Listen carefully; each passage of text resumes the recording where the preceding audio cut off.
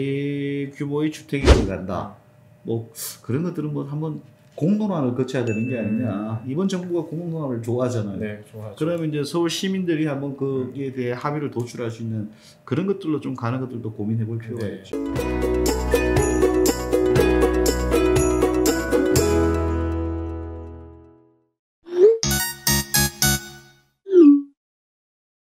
네, 안녕하십니까. 오늘 전문가분을 모시고 여러분들의 궁금증을 대신 물어봐 드리는 대물 시간입니다. 심교원 부동산학과 교수님 모셨습니다. 안녕하십니까. 네, 반갑습니다. 매부리! 오늘 이제 7.10 대책이 나온 지 이제 열흘 남짓 조금 지난 시점인데요. 예. 그 이후에 사실 시장이 많이 좀 혼란스럽고 또 어떻게 할지 모르겠는 그런 예. 반복되고 있거든요. 일단 하루가 멀다고 대책이 나오고 있습니다. 6.17 대책이 나온 지 한 달도 안 돼서 그렇죠. 또 대책이 나왔으니까요. 부동산학과 교수님으로서 지금 좀 이런 지금 이 상황에 대해서 어떻게 좀 생각을 하시는지. 공산국가도 이렇게 안 되는 것 같습니다. 선진국에서는 보통 몇 년에 한 번씩 대책을 내는데 네. 우리 같은 경우에는 뭐 한두 달에 한 번씩 내고 있고 지금 같은 경우에 거의 매일 누군가 얘기를 하는 것 같아요. 그렇죠. 네. 그래서 뭐 시장에서는 뭐 극도의 혼란 상황이라는 게 유력 정치인들쯤 된다. 그러면 무조건 한마디씩 다 하는 거예요. 무조건 한마디. 거기에 따라서 어떤 지역이 뭐 수도까지 폭등하기도 하고 또 아니다 그러면 또 가격 조정을 받고. 네. 근데 여당에서 이제 책임 있는 분들이 계속 뭐 하루가 멀다 않고 얘기를 하니까 도대체 이게 부동산 대책이 어떻게 돼가는 건가. 매부리! 사실 7.10 대책 교수님 잘 아시겠지만 몇 가지 이제 그 주요 포인트가 있는데 가장 큰 하나가 이제 다주택자를 예. 징벌하는 수준으로 벌칙적인 이제 예. 많이 좀 걸었습니다. 그 사실 뭐 징벌적 세금인지 네. 아니면 몰수봉안인지도 한번 생각해봐야 되는데 뭐 학계에서도 그렇고 저번 노무현 대통령도 그렇고 이번 문재인 대통령도 이제 원칙적으로는 거래 관련 비용, 양도세라든가 이건 낮추고 보유 비용을 올리겠다는 게 그리고 뭐 학계에 거의 일치된 의견입니다. 세계적으로도. 네. 근데 지금 올린 걸 보게 되면은 이런 그런 원칙이고 뭐고 지금은 이제 전시 상황이다. 이게 완전히 뭐 정치 문제로 비화돼 가지고 그런 원칙 없이 요번엔 무조건 때려잡겠다 이렇게 하는 것 같아요. 그래서 취득세 같은 경우도 제가 보기엔 각 나라들마다 제도가 조금씩 숨은 데서 보완해 주는 게 있는데 우리는 그 단어 쇼핑을 한 것 같아요. 단어 쇼핑이요? 예, 전 세계적으로 취득세 어디가 높아 그리고 높은 거 탁 가져오는 거예요. 보유세 어디가 높아 그보다 조금 높게 가져오고 높은 것만 높은 것만 다 모은 거예요. 특히 이제 보유세 부분이 이제 또 지금 부담이 크게 될 텐데 미국이 보유세가 아주 높은 편이거든요. 근데 미국은 보유세가 크게 문제가 안 되는 게 나중에 자기가 소득세를 낼 때 보유세 낸 건 까줍니다. 공제를 해줍니다. 예, 그렇기 때문에 이제 보유세가 높아도 버티는 구조 이렇게 돼야 되는데 우리는 그런 것들도 없이 하는 거고 또 하나는 이제 뭐 3주택자 이상 같은 경우에는 6%까지 됩니다. 보유세가. 이 말은 뭐 시가 반영률 이렇게 고려하고 이러면은 한 20년 지나면 국가가 가져간다는 얘기예요. 이렇게 과연 세금을 올리는 게 있느냐. 너무 전방위적으로 징벌적으로 하고 있어가지고 이번 시장 충격은 좀 크지 않겠는가.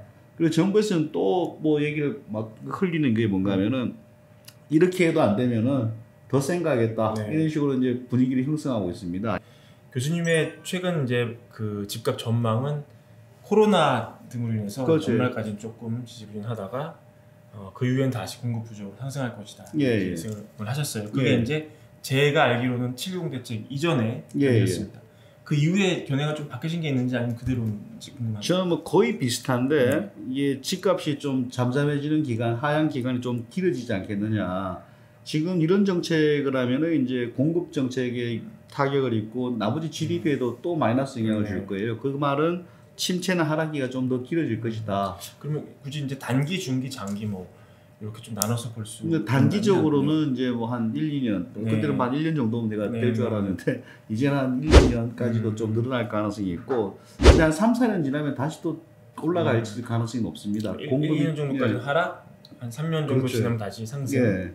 그것도 이제 뭐 정부 정책에 따라서 조금씩 바뀌긴 하겠지만은 나중에 되면은 어마어마한 상승이 나타날 수 있습니다. 초양극화 현상까지. 왜 그런가 하면은 이제 유동성이 풀렸을 때 시장이 오를 때는 전국적으로 오르는 게 아니고 딱 되는 지역만 오릅니다. 그 뭐 지금까지 나타나던 현상들이고 선진국에서 그럼 우리도 이제 되는 지역으로 돈이 더 쏠리지 않겠느냐. 그러면은 지금 역대급 최고로 지구가 탄생하고 나서 가장 큰 돈을 풀고 있으니까 이 돈들이 이제 빨라도 뭐 내년은 아닐 것 같아요. 난 내후년이나 뭐 내년 말이나 이때쯤부터 이제 갈 길을 찾을 텐데 그때는 부동산도 하나의 큰 주제이기 때문에 그쪽으로 몰려들 가능성이 크다. 알겠습니다.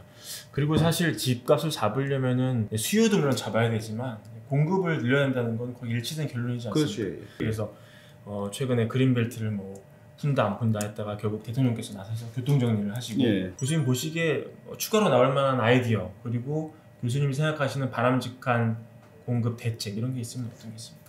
우리 같은 경우에는 이제 뭐 특정 뭐 어떤 뭐 유유부지를 활용한다라든가 역세권의 밀도를 올린다라든가 이런 식으로 해서는 아마 시장에 안심을 줄 만한 공급 물량이 아닐 겁니다. 너무 작죠? 예, 다 작은 것들이 계속 가는 거고 이런 사건이 촉발된 가장 큰 원인은 서울 시내 대규모 새 아파트가 없다는 겁니다. 근데 뭐 재건축 재개발하고 굉장히 늘어나는데 그 부분은 굉장히 도외시하고 있고 또는 뭐 공공과 같이 하는 뭐 재건축 재개발 얘기하는데 그게 용적률을 올리거나 인허가를 빨리 하더라도 잘 안 된다고 보는 거는 그 조합원들이 생각하는 수익률이 있습니다. 그 수익률을 보장하지 않는 한은 용적률을 올리든 뭘 하든 간에 그래서 그 사람들 수익률에 맞추지 못하기 때문에 그것도 공급이 굉장히 제한적일 것이다 라고 보여지고 있고 그래서 선진국들 보면 신개발 외곽에 신개발도 하고 안에도 엄청나게 개발합니다.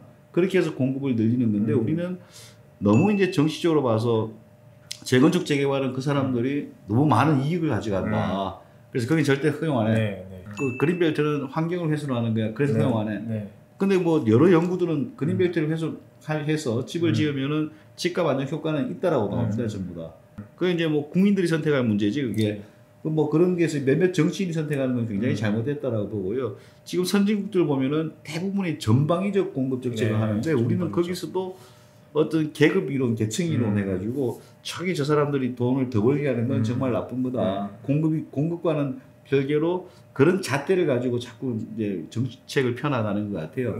그 말은 이제 시민들이 가장 좋아하는 교통이 좋고 그 다음에 서울 시내 대규모 단지는 공급이 앞으로도 당분간은 계속 없을 가능성이 높다. 그 말은 이제 그런 식으로 해서 나중에 다시 한번 가격이 더 튈 가능성이 있다라고 볼 수 있겠죠. 교수님 보시기에 앞으로 더 이제 물망에 올 수 있는 공급 대책은 어떤 시나리오가 나올 수 있을까요? 실현 가능성과 지금 정부에서 하고 있는 게 이게 다라고 봅니다. 거의 다요. 서울 시내 빈 땅 중에 이제 할 수 있는 것들 빨리 많이 짓는 것하고 그 다음에 이제 뭐 역세권에 조금씩 더 크게 하는 건데 그런적으로 재개발 재건축을 손대지 않는 이상은 뭐 같은 시장에 확실한 시그널을 주기는 좀 한계가 있다. 그렇죠. 그리고 이제 시간적으로도 한계가 있고요.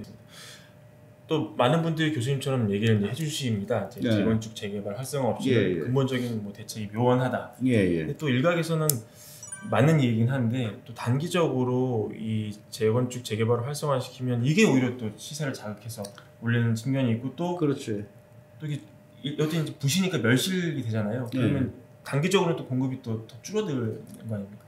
그거는 이제 굉장히 단견적 시각이고 뭔가 하면 지금 아파트가 오른 것들은 새 아파트 때문에 그런 거거든요. 열채를 더 짓고 뭐 열쇠가 모자라고 이것 때문에 는 게 아니고 과거의 큰 아파트 전체가 새 아파트 전체로 바뀌면 그 자체로 공급 효과가 큽니다. 그래서 뭐 주택 관련해서는 필터링 효과라고 하는데 고가 아파트를 지으면은 고가만 잡는 게 아니고 이 고가 아파트에 가기 위해서 바로 밑에 계층에서 올라가고 이렇게 올라가는 거예요, 서로. 그래서 저 밑에 세대 계층도 올라갈 수 있는 그게 되는 기재가 되는 것들이죠. 그래서 공급을 하면은 이제 전체적인 안정 효과가 있다라고 보는데 이것들을 그렇게 보는 게 아니고 그냥 그 사람들이 돈 더 버는 거야 이렇게 보는 것 같아요. 그래서 조금 아쉬운 게 있고요. 그 공급 효과라는 건 필터링 효과를 봤을 때는 충분히 사회 전체에 의미가 있는 물량이 된다는 것들이 하나가 있고 또 하나는 뭔가 하면은 그 재건축 같은 것들을 하면은 단기적으로 가격이 오른다는 것들 있잖아요. 단기적으로 가격이 오릅니다.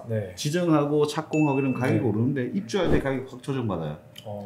그래서 보통 정치인들이 싫어하는 건 자기 임기 때 가격이 오르고 다음 사람 임기 때 이제 가격이 떨어지게 되겠죠. 실제 우리가 잠실 3단지라든가 최근에 이제 뭐 문정동의 그 하비오 하고 뭐 이런 거 몇 개 있었잖아요. 그런 것들 보면은 거의 만 세대 정도가 들어가면은 상당 기간 동안 한 6개월 이상 안정 효과가 있습니다. 그 말은 만 세대씩 매년 그 동네에 하나씩 집어넣어주면은 상당 기간 안정 효과를 볼 수 있다는 거예요. 근데 그걸 딱 막아놓고 지금 막아놓고 또 지금부터 출발 이렇게 하면은 동시에 다 하잖아요. 그럼 그 충격이 클 거예요. 그러니까 이제 장기적으로 보고 계속적으로 해나갔으면은 그거 하나 더 한다 해서 큰 문제가 없는데 계속 막아놨다가 이번에 한번 판다. 그러면 아마 상승폭도 더 클 거예요. 나중에 입주할 때는 하락폭은 더 클 겁니다. 네. 옛날 잠실 3단지 거기 같은 경우도 입주했을 때는 거의 주변이 폭락했거든요. 전세도 거의 싸가지고. 전세 거의 2억. 그렇죠. 근데 2, 3년 지나가지고 2배 이상 올라갔죠. 그게. 그런 효과가 계속 정부의 정책에 의해서 더 증폭되는 그런 것들이 나타나죠. 그래서 뭐 이것들이 단기적으로 가격이 오르니까 안 한다. 이런 것들은 좀 문제가 있다고 보고 저는. 근데 그걸 계속적으로 해나가면 그 효과도 줄어질 텐데 지금은 너무 골마 터지게 막 간 게 아니냐. 그런 느낌이 좀 있습니다. 약간 순서를 정해서 이렇게 좀 계속적으로 해나갔었어요. 연장선상이 되게. 예. 지금이라도 그럼 그런 그 시스템을 좀 만들어야. 저는 그런 시스템이 계속 작동하게 해야지 안정적 공급이 있구나. 그래서 막 치거나 그런 건 아닌데 그런 시스템을 거의 없애버렸거든요. 서울 시민이 좋아하는 주택 공급은 이제 뭐 골프장이나 이런 거 한두 개 빼고는 이제 못 나온다. 그런 시그널을 준 거죠. 태릉은 가능하겠습니까? 뭐 지금 뭐 거의 국가 거니까 가능은 하겠죠. 근데 그것도 한번 다시 봐야 되는 게 시내 골프장이라는 것도 공원의 효과라든가 그 주변 주민들 같은 경우에는 그 경관이라든가 이런 것들 상당히 좀 혜택을 보는 상황인데 그게 그 대규모의 주택이 들어간다. 뭐 그런 것들은 뭐 한번 공론화를 거쳐야 되는 게 아니냐. 이번 정부가 공론화를 좋아하잖아요. 네, 좋아하죠. 그러면 이제 서울 시민들이 한번 거기에 대해 합의를 도출할 수 있는 그런 것들로 좀 가는 것들도 고민해 볼 필요가 있죠.